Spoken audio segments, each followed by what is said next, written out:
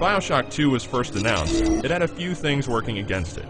It was being built by a different developer, 2K Marin, though it included members from the team that worked on the original. The game tossed out the protagonist from BioShock, replacing him with a Big Daddy. Andrew Ryan was obviously out of the picture, and it wasn't clear any personality as strong as his could step in to fill the void. Also, we learned the sequel would include a multiplayer component. Now that it's all finally done, has it been worth the wait?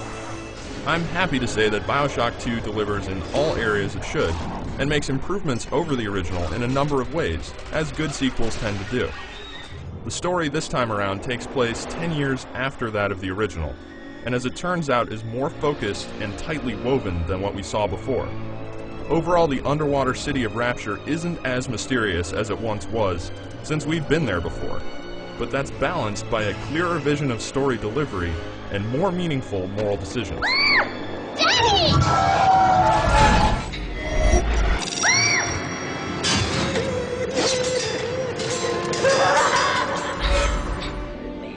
It seems nobody bothered to patch up Rapture much in the time between games, since it's still as leaky as ever. While the game isn't as graphically impressive as its predecessor, it's still one of the best looking games around thanks to its fantastic art style and use of visuals to enhance theme and tone. You'll get to see some new bits of Rapture too, along with some eerily serene underwater sequences.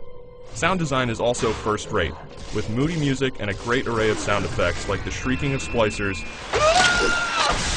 and the unsettling innocence of the little sisters. Adam, Daddy, over there. All set on a solid foundation of writing to drive the story. Audio logs are still scattered around the city, and if you want to hear everything that's going on, you can search for them to get a lot of detail as you play. Or, if you don't care, there's still a great story here if you want to skip all that and charge directly through to the end.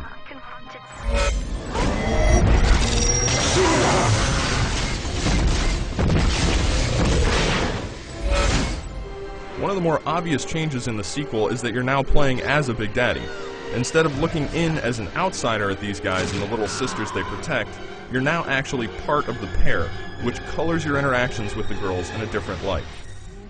This shift in player role is built into the gameplay mechanics as well. No longer do you just harvest or save, but you can now adopt the girls and carry them on your shoulder, giving you a lot more exposure to one of gaming's strangest relationships. Daddy was sleeping for such a long time. It also ties into how BioShock 2 builds on the element of moral choice explored in the first game and implements it throughout to a more satisfying and interesting degree. This dynamic reinforces the father-daughter relationship effectively, and as a bonus, provides for some entertaining defense sequences as you protect the girls while they harvest from corpses. Don't let us get me, Daddy! Here in the sequel, you'll find gameplay progress as much as it did before, but with a bunch of tweaks that make for a smoother play experience. You can have both weapons and plasmids ready at once, for instance.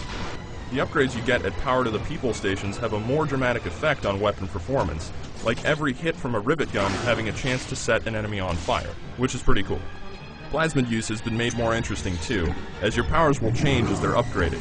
You'll go from shocking single enemies to unleashing a lightning storm from your hands, and along with a bunch of tonics that can be equipped for passive bonuses, BioShock 2 gives you a great sense of progression and empowerment as you progress through the environments. And let's not forget the multiplayer, built by Digital Extremes. While it may be easy for many to disregard this mode since the original did not have an online component, it turns out that what's offered here can be pretty fun. I don't see it rocketing to the top of the popularity charts, but the simple interplay between plasmids and weapons, a Modern Warfare-style progression structure, and a variety of game modes and narrative elements make this mode worth checking out. And who knows, maybe you'll get hooked.